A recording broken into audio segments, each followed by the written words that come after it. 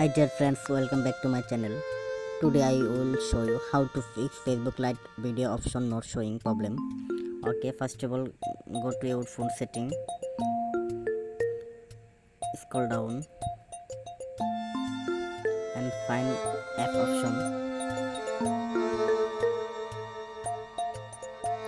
Now find Facebook Lite app list and search bar Facebook app list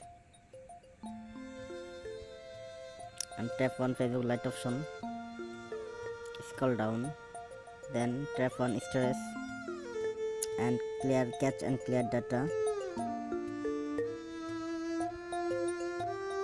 Go back and tap on press stop, tap on OK.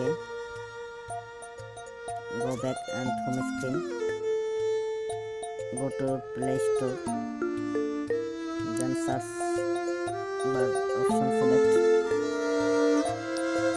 search Facebook Lite, tap on Facebook Lite. Already update your apps, go back and home screen, go to Facebook Lite apps.